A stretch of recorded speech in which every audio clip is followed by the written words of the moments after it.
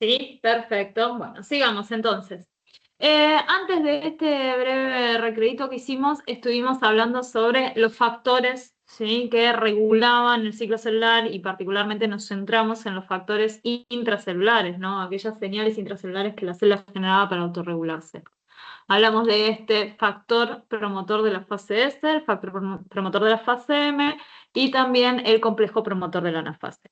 Si nosotros nos queremos sentar a ver cómo es que regulan o qué es lo que regulan cada uno de ellos, vamos a tener varios ejemplos.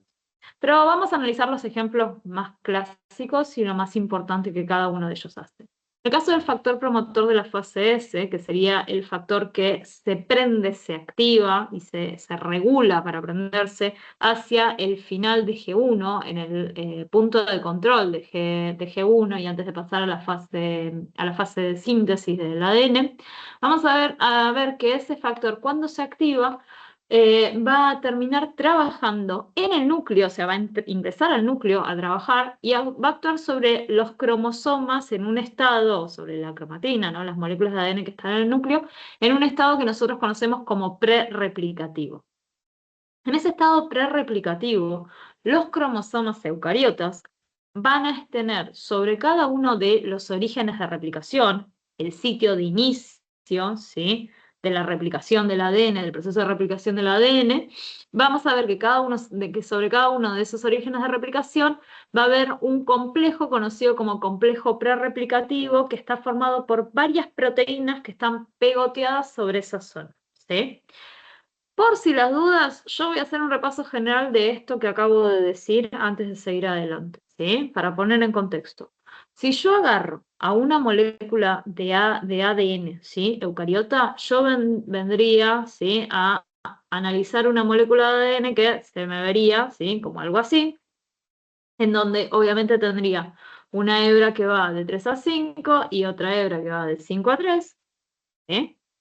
Y esto, yo acá estoy tratando de representar el cromosoma completo. Ustedes saben, es una molécula re grande que tiene histonas enrolladas y toda la cuestión. Bueno, pero imaginemos solamente ver la molécula de ADN. Nosotros veríamos algo así, en donde los extremos, por ejemplo, estarían compuestos por secuencias altamente repetitivas. Que cuando esa molécula de ADN está completamente condensada, ¿sí?, en forma de cromosomas, vendría a formar parte de las regiones teloméricas, o sea, serían los telómeros, ¿no?, las regiones de los extremos. Y también vería, ¿sí?, podría analizar una región en donde hay una gran cantidad de secuencias altamente repetitivas, ¿sí?, de heterocromatina constitutiva, que, de vuelta, cuando el cromosoma está completamente armado, tiene una tendencia a unirse con la que sería la molécula copia a ella, la zona del centrómero, ¿no?, que podría ocupar distintos lugares para formar los distintos tipos de cromosomas que ustedes me analizaron hace un rato. Pongámosle que en esta molécula que yo estoy representando acá, esa secuencia de ADN está más o menos acá en el medio, esa secuencia de heterocromatina. Entonces esa, cuando el cromosoma se me condensa, me forma el centrómero. Y como está en el medio, acá estaríamos mostrando a un cromosoma metacéntrico, ¿no? Estaríamos representando potencialmente eso. Bueno, aparte de eso, obviamente todos los cromosomas eucariotas tienen de base lo que todas las moléculas de ADN tienen, genes, secuencias de ADN que van a expresarse activamente, ¿no? Entonces vamos a tener, ¿sí?, como los cartuchitos de secuencias que yo voy a conocer como genes, que van a estar repartidos ahí sobre toda esa gran molécula de ADN. Yo los estoy poniendo, algunos pegados, otros cartuchitos separados, me da lo mismo. Yo estoy analizando así bien general qué es lo que puedo encontrar sobre una molécula de ADN que yo voy a reconocer como un cromosoma, ¿sí?, en una célula eucariota. Y aparte de todo eso, voy a tener una secuencia, ¿sí?, que va a aparecer varias veces, va a ser una secuencia que va a ser siempre la misma, que va a aparecer varias veces a lo largo de toda esa gran molécula de ADN, que la voy a reconocer como ORI, u origen de replicación. El ORI, ¿sí?, que acá yo hice, hice 6 ORIs, ¿no? Puse 6 rayitas como para representar 6 ORIs. Va a ser una secuencia que se va a repetir varias veces en una molécula de ADN eucariota, y en cada uno de esos lugares se va a abrir lo que yo voy a conocer como una burbuja de replicación, o un replicón. O sea, el lugar, el sitio en donde se va a iniciar la duplicación del ADN. ¿Sí? Si acá tengo 6, ¿no? En esta imagen que yo hice, debería abrir para cuando entro a la fase S, 6 burbujas de replicación. ¿Sí? Todos a la par se me van a abrir. Bueno, ahora, ¿cómo hago para ingresar en la fase S? Bueno, al final de la fase G1, lo que veo es el factor promotor de la fase S activándose e ingresando masivamente al núcleo a actuar sobre esos cromosomas que están en este estado antes de la replicación, o sea, en estado prereplicativo. Sobre cada ORI voy a tener a una serie de proteínas que van a estar tapando a esa secuencia. Voy a tener un complejo proteico muy importante que se va a conocer como ORC o CRO, el complejo, ¿sí? De reconocimiento del ORI, y también voy a tener a las proteínas CDC6P y las proteínas MCM. ¿Sí? ¿Qué es lo que va a suceder? Cuando el factor promotor de la fase S se me activa en el punto de control de G1, va a meterse sobre el cromosoma y va a ir a buscar a las proteínas CDC6P y las MCM. ¿Y qué es lo que les va a hacer? Las va a fosforilar. Al fosforilarlas, las va a cambiar, ¿sí?, su forma, y las proteínas rápidamente se van a despegar de el ORI, de lo que sería el ORI. A la única que no va a fosforilar y que no va a despegar es al complejo de reconocimiento del ORI, a lo que sería el ORC. Ese siempre se mantiene unido y siempre me está como tapando a la secuencia del ORI, ¿sí? Pero una vez que yo libero a todas esas proteínas de la zona, voy a dejar a lo que sería el origen de replicación libre. Y ahora, y recién ahora, las enzimas encargadas del proceso de duplicación se van a poder empezar a meter ahí y van a poder empezar a generar las nuevas moléculas de ADN, a secuenciar las nuevas hebras. ¿Sí? O sea, va a iniciarse el proceso real de la síntesis de ADN. Y por lo tanto, voy a estar ingresando en la fase S, propiamente dicha, ¿sí? En la fase de duplicación del ADN. Para cuando este proceso termine, ¿sí?, hacia el final del proceso, hacia el final de la fase S, yo lo que voy a ver es a los cromosomas ya duplicados, ¿sí?, en un estado que lo voy a conocer como un estado post-replicativo. En ese estado post-replicativo, esas proteínas que yo separé o que el factor promotor de la fase S sacó, ya no se van a volver a pegar. ¿Sí? Y lo que voy a tener es 2 moléculas de ADN, ¿sí?, que se van a estar uniendo entre ellas, se van a mantener unidas entre ellas, gracias a unas proteínas, ¿sí?, que se pegotean en el momento de la duplicación del ADN, que se conocen como coecinas, y que mantienen unidas, ¿sí?, a esas moléculas de ADN hijas del proceso de la duplicación. ¿Sí? Y eso es un cromosoma en estado postreplicativo, un cromosoma duplicado formado por 2 moléculas de ADN que se mantienen unidas entre ellas. Si yo a esas moléculas de ADN les obligo a condensarse a su máxima expresión, o sea, a mostrarme el cromosoma propiamente dicho, yo lo que vería sería algo así, lo que represento siempre como algo así. ¿Y qué es eso que pongo acá como negro así en el centro? Esas son todas las coecinas que para el momento de la condensación de la cromatina se empiezan a pegotear sobre ellas. ¿Sí? Y están ahí pegoteando a esas 2 moléculas de ADN, ¿sí?, que serían las cromátides hermanas, el producto de la duplicación. ¿Sí? Esa es una de las cosas que hace el factor promotor de la fase S. No es lo único que hace, porque también, por ejemplo, lo que va a hacer es fosforilar a las enzimas que participan en el proceso de la duplicación del ADN, porque eso va a ayudar a activarlas para que se metan ahí en el núcleo y empiecen, ¿sí?, con toda la replicación.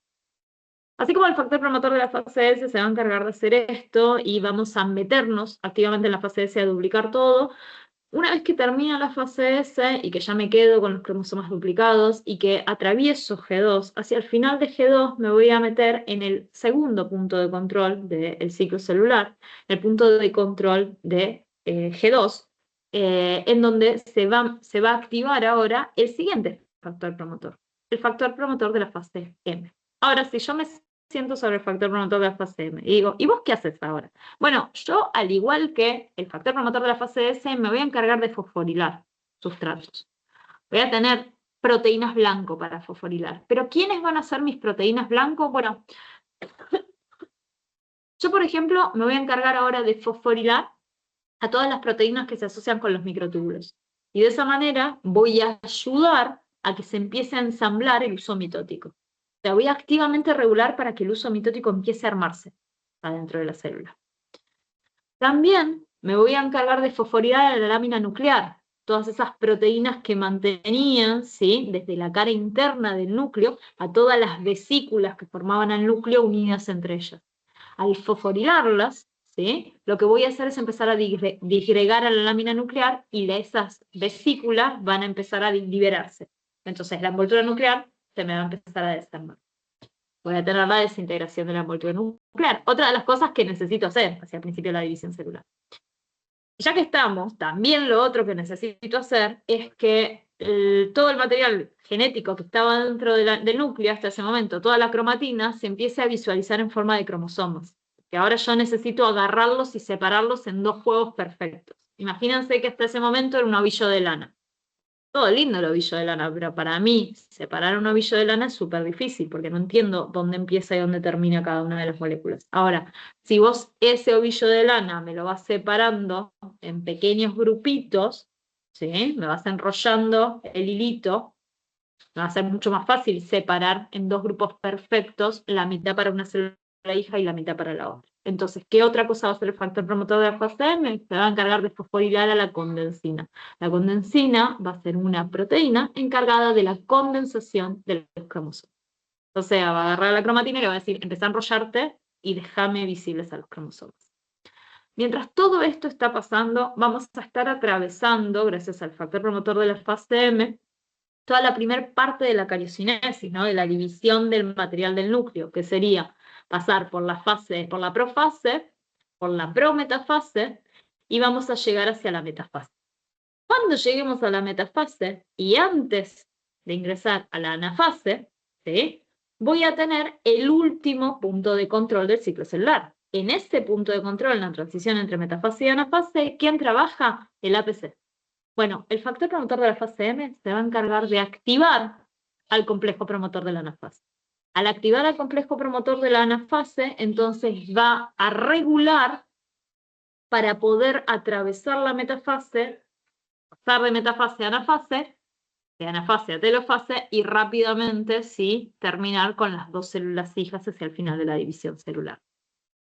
Ahora, ¿qué hace el complejo promotor de la anafase? Porque hasta ese momento yo lo que estaba haciendo era armarte todo el uso, tenerte a todos los cromosomas alineados, ¿no?, así como los habíamos representado antes, que terminen alineados todos en el plano ecuatorial, que la envoltura nuclear se me desarme por completo, ¿sí? ¿Qué es lo que va a hacer ahora el complejo promotor de la anafase? Bueno, el complejo promotor de la anafase quiere que nosotros empecemos a dividir a los cromosomas realmente, y que se formen los dos grupos perfectos que van a formar parte de los núcleos de las células hijas. Entonces, ¿qué es lo que debería hacer yo ahora? Bueno, en un principio, toda la estructura, ¿sí?, de los microtúbulos que yo te armé para poder enganchar a los cromosomas, necesito que ahora se me empiece a desarmar. O sea, en vez de que crezcan los microtúbulos, necesito que se me empiecen a cortar y que me empiecen a trasladar a los cromosomas que tienen unidos en los extremos, ¿no? Y también, obviamente, voy a necesitar que esos cromosomas dejen de ser cromosomas, que empiecen a volver a verse como cromatina. Porque al final de todo este proceso, las células hijas tienen que entrar en G1, entonces deberían tener cromatina, no cromosomas. Y también necesito que el núcleo se me vuelva a armar. Bueno, ahora el complejo promotor de la anafase se va a encargar de hacer dos cosas muy importantes. Recuerden primero, este es el distinto, este no te fosforila a nadie, este te manda degradación de proteínas. Él lo que tiene que hacer es encargarse de que ahora los cromosomas se te empiecen a separar, o sea, de tener a los cromosomas duplicados, ¿sí?, y todos alineados en el plano ecuatorial, agarradas cada una de esas moléculas de ADN, de esas cromátides hermanas, a una fibra del uso que proviene de uno de los polos de la célula, ¿sí?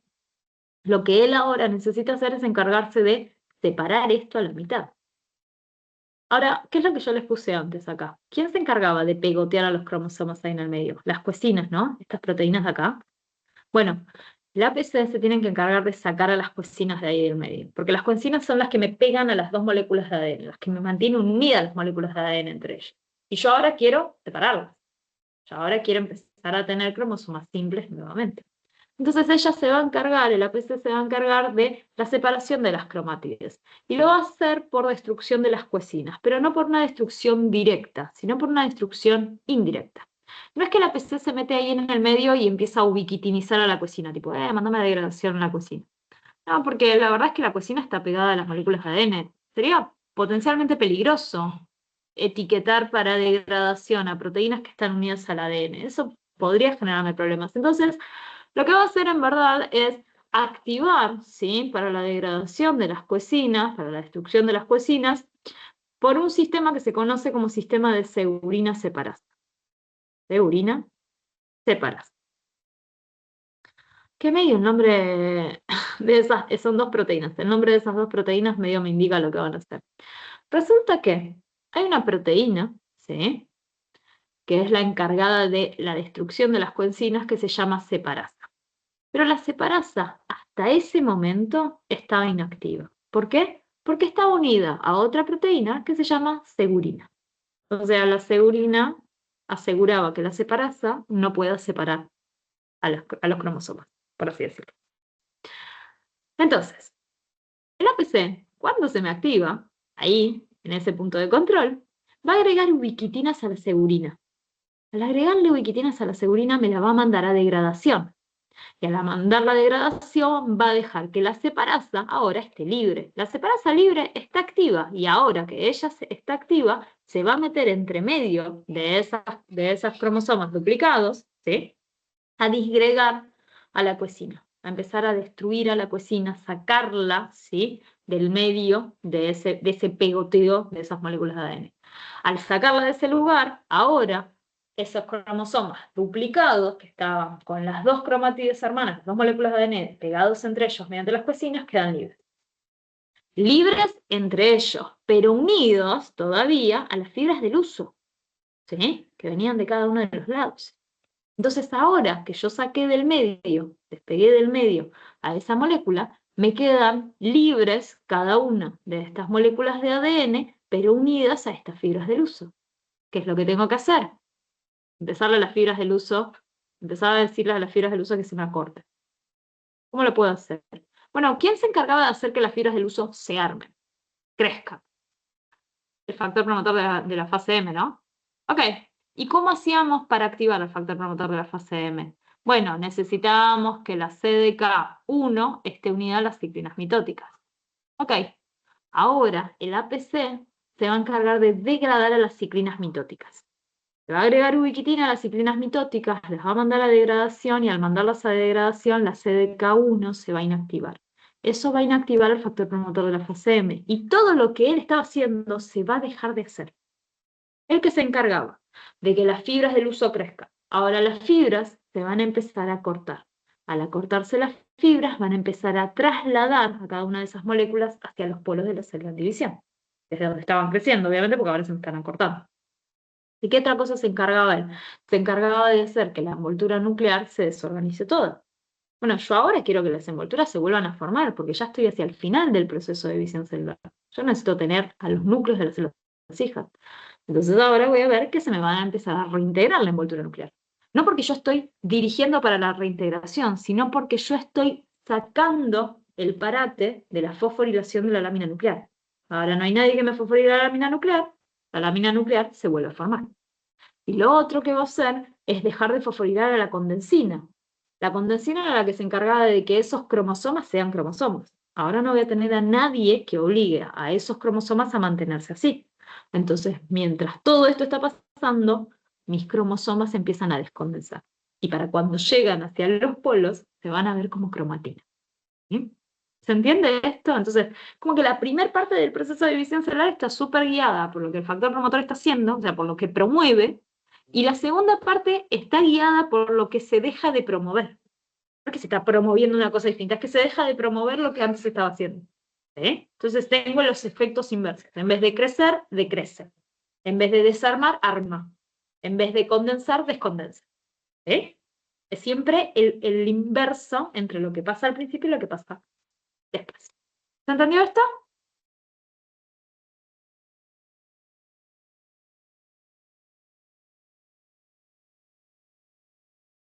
¿Vamos bien? Por Más ahora o sí. menos, me imagino, pero después volveré a ver la clase. Bien, perfecto. Se vuelve a ver, se vuelve a ver, chicos. Ustedes tranquilos que esta parte los vamos a seguir trabajando porque todavía no nos metimos a hablar sobre mitosis. O sea, cuando vean división celular, esto se va a ver mucho mejor. Pero lo van a ver con la información ya de qué es lo que está pasando detrás, ¿no? De cómo se está regulando para que eso suceda.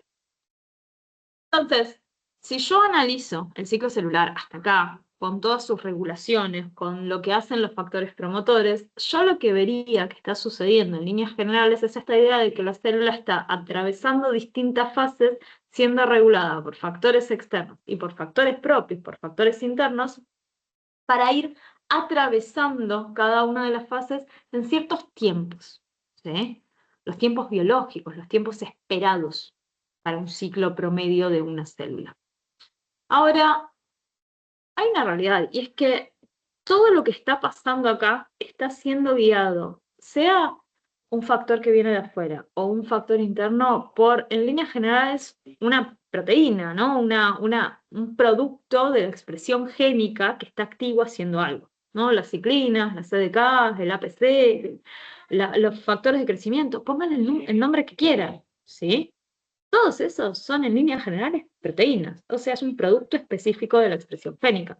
Entonces, así como nosotros podemos ver a la proteína trabajando, podríamos pensar, ¿sí? O tratar de analizar, bueno, ¿cuáles son los genes que regulan el ciclo? No las proteínas, no los factores que regulan el ciclo.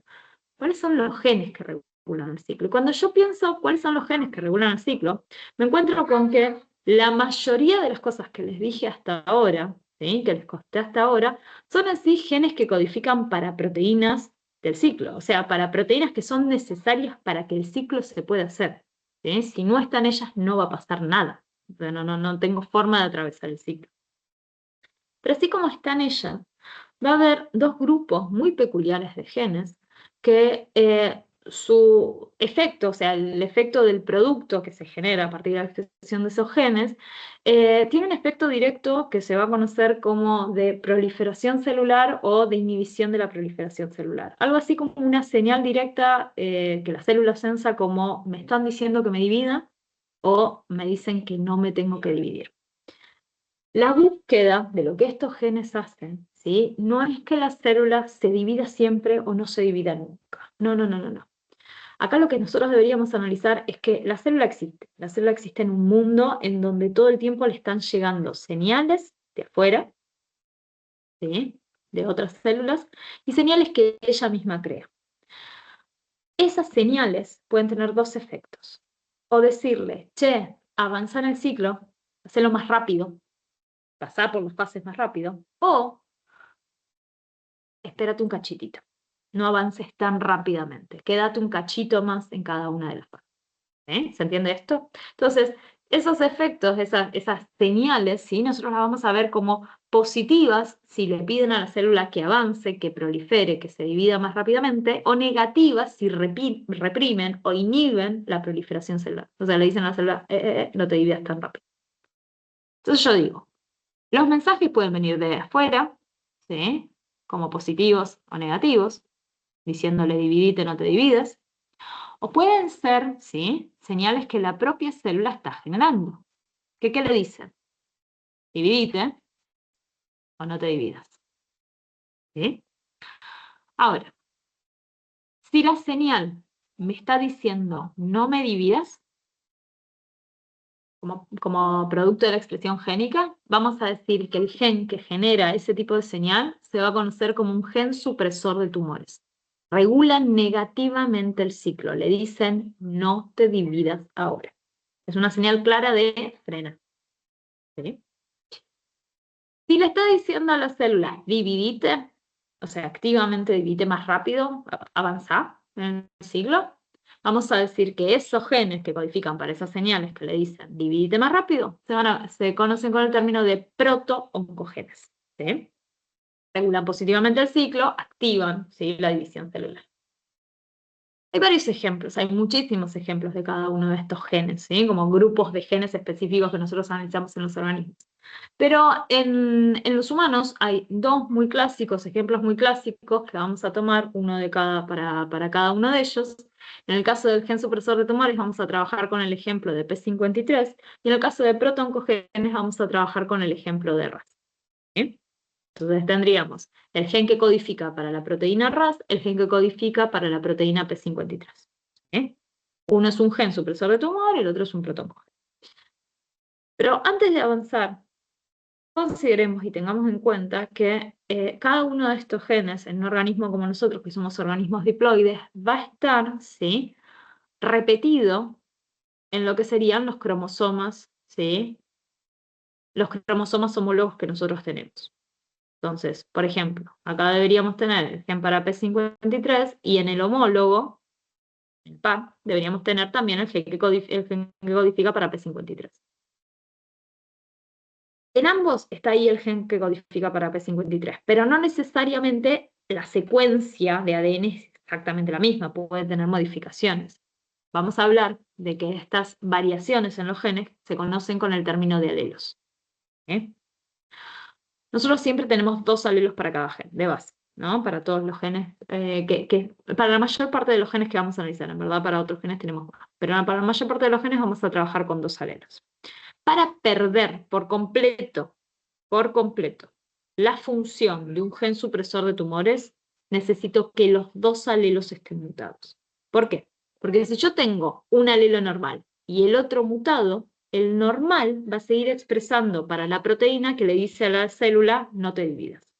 Entonces, porta un alelo mutado, pero el otro está bien, entonces todavía tengo actividad. ¿Sí? Piensen en lo que vieron antes sobre algunas modificaciones en los alelos, ¿sí?, de las enfermedades. O sea, sería más o menos la misma idea. Entonces, para perder por completo la actividad de este gen, yo necesito tener a los 2 alelos mutados. Ahí sí. Ahí no tengo a nadie que me salve, porque ese gen nunca va a ser funcional. ¿Sí? En el caso de los proto-oncogenes, que hacen un efecto completamente contrario a los genes supresores de tumores, la situación va a ser muy diferente. En un principio voy a seguir teniendo 2 alelos, como tenía para el anterior, ¿sí? Pero ahora, cuando esos genes se expresan, lo que expresan es una señal directa de que les llega a la célula como dividite, ¿sí? Entonces, con que yo tenga uno solo mutado, mi problema no va a ser el normal, no va a ser este. Mi problema va a ser este, el mutado. Porque el mutado ahora lo que va a hacer es derivar en lo que se conoce como un oncogen. ¿Y qué es un oncogen? Es un gen que cuando se expresa codifica para una proteína, para un factor, que le dice todo el tiempo a las células dividite. Todo el tiempo. Es como que está todo el tiempo prendido, diciéndole dividite, dividite, dividite, dividite. Y el tema con lo que yo había mostrado antes, con lo que había dibujado acá arriba, es lo más importante de todo. Yo lo que necesito es tener esas señales balanceadas. Si a mí me están llegando muchas señales de dividite y pocas señales de no te dividas, yo voy a avanzar más rápido en el ciclo celular, voy a progresar más rápido en el ciclo, voy a pasar menos tiempo en cada fase. Si a mí me llegan muchas señales de no te dividas y poca dividite, entonces voy a pasar más tiempo en cada fase, voy a tardar más en dividir. ¿Sí? Sí, decime. Me están escribiendo en el chat. Profe, ¿y cuál es la diferencia entre un proto-oncogenes y un oncogenes? Que el oncogen te está diciendo todo el tiempo dividite. Mientras Sin que control. el oncogenes solamente que se divida, ¿cuándo? ¿En qué momento? El proto-oncogen te va a guiar a que te dividas cuando llega una señal que activa para que él se active, por así decirlo. Ahora lo vas a ver mejor con el ejemplo. ¿Sí? Ah, ok. Listo, listo. ¿Sigo o no? Pero, Siga. pero el tema es que vos necesitas que esas señales estén balanceadas. Es como que vos necesitas que te digan dividite, pero espera. Dividite, pero espera. Dividite, pero espera. Si vos tenés las señales balanceadas todo el tiempo, vos no es que te vas a quedar detenida en el ciclo celular, no. Vos vas a avanzar en los tiempos esperados. Vas a progresar de la manera en que se está esperando para esa célula. Pero si a vos te desbalancean, la situación va a ser distinta. ¿Y qué puede ser? Entonces, ¿Por qué puede ser que se desbalanceen? o porque realmente le están diciendo a la célula, el organismo está guiando para que la célula desbalancee el progreso en el ciclo celular, porque eso puede ser por una situación normal. Por ejemplo, sos un bebé recién nacido, te van a estar continuamente mandando señales a tus células para que te dividas, porque tienen que crecer mucho. O puede ser que vos tengas una mutación que desbalancee las señales. ¿Sí? Una mutación de base en un gen supresor de tumor o en un protoncogen que derivó en un oncogen. Entonces, vamos con los ejemplos, porque cuando ustedes vean los ejemplos lo van a entender muchísimo mejor. Entonces, esperen que se me quedó. Ahí está. Entonces, vamos con P53. P53 es un gen supresor de tumor. Lo que va a intentar hacer es evitar que el ciclo progrese más rápidamente, o sea, que se atraviese más rápidamente el ciclo celular. P53 no actúa en cualquier parte del ciclo, actúa en un momento en particular. Actúa hacia el final de G1. Cuando entramos en el punto de control de G1, ahí va a actuar él. ¿Se acuerdan que en el punto de control de G1 nosotros medíamos ciertas cosas, observábamos ciertas cosas, como por ejemplo si la célula había crecido lo suficiente, el tamaño de la célula, si había nutrientes del medio, si había llegado una señal del medio externo que te decía dividite, o si había daño en el ADN? Bueno, si se sensa daño en el ADN hacia el final de G1, en ese punto de control, el gen de P53 se va a activar. Y cuando se activa, obviamente se expresa, ¿sí? Se va a empezar a transcribir. La transcripción y posterior traducción de ese gen, una vez que se sensó daño en el ADN, va a terminar derivando en una proteína que se conoce como P53. P53 es un factor de transcripción específico, que va, ¿sí?, a actuar sobre otro gen y va a aumentar la tasa de transcripción de un gen que se conoce como gen P21. Al aumentar la tasa de transcripción, voy a tener más transcriptos, voy a tener más traducción de ese transcripto, voy a empezar a aumentar la concentración de la proteína P21. Y P21 es nada más ni nada menos que un inhibidor del factor promotor de la fase S. Se va a unir al factor promotor de la fase S y lo va a inactivar. El factor promotor de la fase S, ¿qué hacía? ¿Dónde actuaba? Actuaba al final de G1 para promover la síntesis del ADN, para que pasemos a la fase S, ¿no? ¿Se acuerdan? Trabajaba sobre los cromosomas en estado prereplicativo y toda la bola esa. Bueno, de pronto se te sensa daño en el ADN, se te prende para apagarte el factor promotor. Entonces, ¿qué te están haciendo? Te están reteniendo en G1. Ahora, ¿por qué te están reteniendo en G1? ¿Porque no hay alimento? No, te están reteniendo en G1 porque se está sensando que tu ADN tiene daño. Entonces, ¿cuándo P53 se activa? P53 se lo conoce como el guardián del genoma. Cuando P53 se activa, te va a terminar activando para la transcripción y traducción de este inhibidor del factor promotor de la fase S, se va a detener a la célula en el punto de control de G1, y se va a activar para la reparación del ADN. Claro, la razón por la que él se prendió, ese gen se prendió y empezó a expresarse, es porque había daño en el ADN. Entonces ahora voy a prender una batería de enzimas que se van a encargar de viajar al núcleo, sentarse sobre el ADN y reparar ese daño que se sensó. Y mientras eso está pasando, se va a empezar a prender los switch para apoptosis. No necesariamente te vamos a mandar apoptosis de una, pero si la reparación es imposible, o sea, el ADN está tan dañado que no hay forma de repararlo, o por lo menos de disminuir un poco el daño que tiene, entonces vamos a terminar prendiendo todos los switches y te vamos a mandar apoptosis. Y vamos a hacer, ¿sí?, que esa célula muera para evitar que la célula progrese en el ciclo y deje células hijas que tengan ADN dañado. Porque recuerden, el ADN, el daño del ADN es acumulativo. ¿Sí? Entonces, es algo así como decir, che, mirá, vos tenés daños groseros en tu ADN. no te los puedo llegar a reparar, yo prefiero que vos no existas, no formes parte del tejido, a que te dividas y ese daño pase a la nueva generación. Porque tus hijas pueden ser potencialmente mucho más peligrosas que beneficiosas para el organismo. No quiero que estén ahí. Entonces te voy a mandar a apoptosis. ¿Sí? Y de esa manera, obviamente, esas células no pasan ese ADN dañado a las nuevas generaciones. Ahora, ¿qué sucede si P53 es no funcional? O sea, si vos tenés los dos alelos mutados. Si tenés un alelo mutado, igual vas a tener una P53 funcional, no pasa nada. Pero si tenés los dos mutados, vos vas a generar, cuando se sense daño en el ADN, la P53 que vos expresás es una P53 que no puede unirse a las zonas regulatorias de P21, o sea, no puede actuar como el factor de transcripción específico que debería actuar. ¿Por qué? Porque es una proteína no funcional, está malita, no me sirve. Entonces, si nadie me une, me regula para la formación de P21, no tengo a nadie que me frene al factor promotor de la fase S. El factor promotor de la fase S va a seguir activo, y si sigue activo, entonces va a seguir trabajando. La célula no se va a detener en el punto de control de G1, no se va a activar para la reparación del ADN, el ADN se va a quedar dañado, nadie me lo va a estar reparando, y tampoco se va a activar apoptosis. ¿Qué es lo que va a pasar? Si P53 es no funcional, la célula va a progresar en el ciclo, porque nadie la frenó en G1 y la trató de arreglar. La célula va a terminar dividiéndose y el ADN dañado, ¿sí?, va a pasar a las células hijas. Entonces vamos a tener células hijas que van a nacer con ADN ya dañado, ¿sí?, sin reparación alguna. ¿Se entiende eso?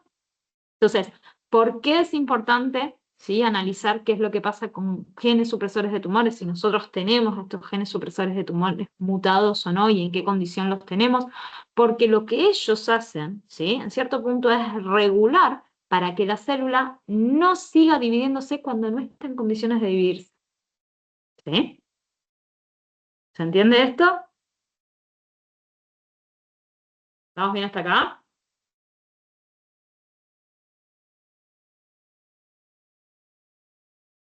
Paso a paso. Paso a paso. Ok. Ahora, este sería el ejemplo de un gen supresor de tumor. El otro ejemplo sería el de los oncogenes.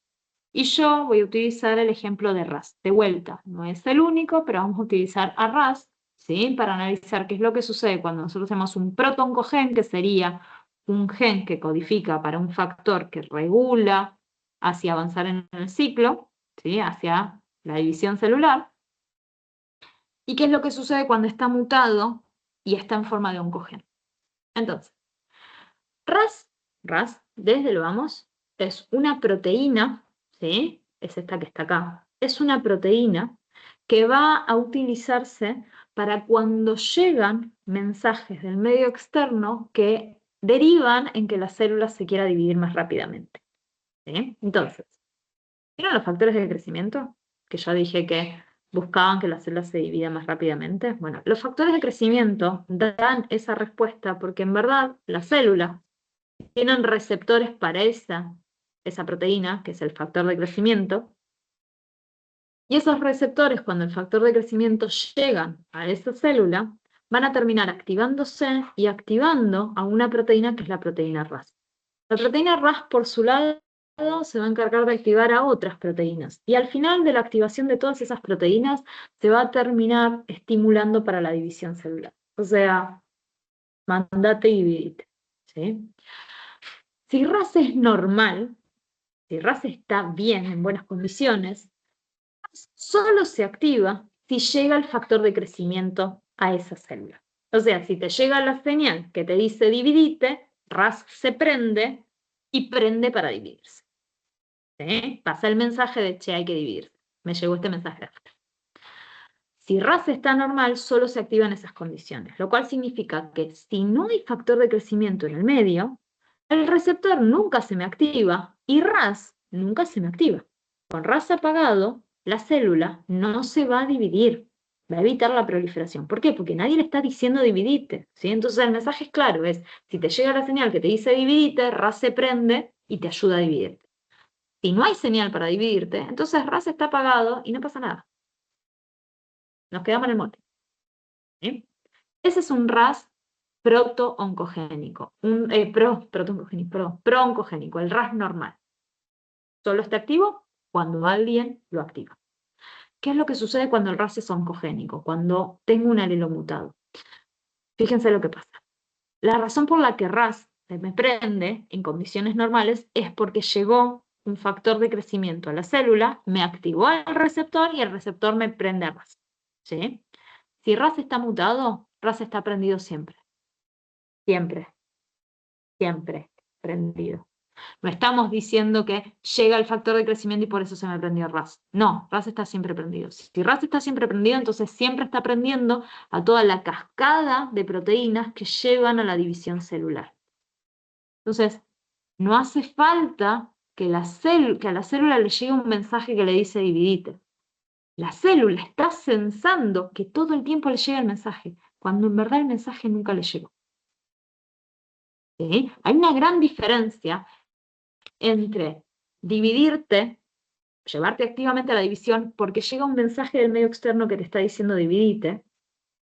Entonces, se desbalancea el ciclo hacia la división, pero porque es algo normal que está sucediendo, porque está llegando un mensaje que te está pidiendo que hagas eso. Nunca llegó el mensaje. Y aún así, vos escuchás que te están diciendo divide todo el tiempo. ¿Sí? Hay una gran diferencia en divide cuando yo lo digo, dividite, dividite, dividite, dividite, dividite. Todo el tiempo escuchás un grito de división. Entonces vos te dividís. Y nadie te frena. ¿Sí? Consideremos que todas las células de nuestro cuerpo, ¿sí?, tienen a una gran batería de todos estos genes. ¿Sí?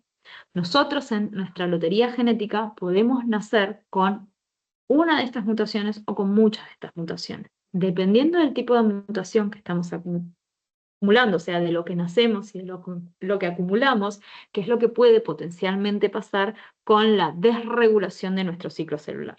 ¿Sí? Entonces, no es lo mismo, ¿sí?, hacer un screening genético y decir, mira, vos tenés P53 mutado, a que te digan, bueno, vos aparte del P53 mutado tenés un RAS oncogénico y tenés tal otro gen oncogénico y tenés tal otro gen supresor de tumor mutado. O sea, todo depende, ¿sí?, de cuáles son los factores que regulan el ciclo que están desregulados, que vienen mutados de base.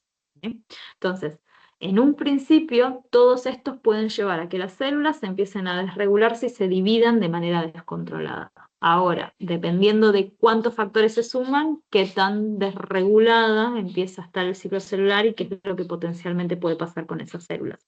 Y lo aclaro eso porque cuando nosotros empezamos a hablar de células tumorales, hablamos de la generación de tumores, hablamos de potencial cáncer, de metástasis y demás, lo que nosotros tenemos que analizar es que de base todos los tumores van a ser distintos porque todos los tumores tienen su propia lotería genética, ¿sí?, que es cómo venían las células, dónde estaba el daño, cuáles son los genes que estaban mutados, dónde se me desreguló.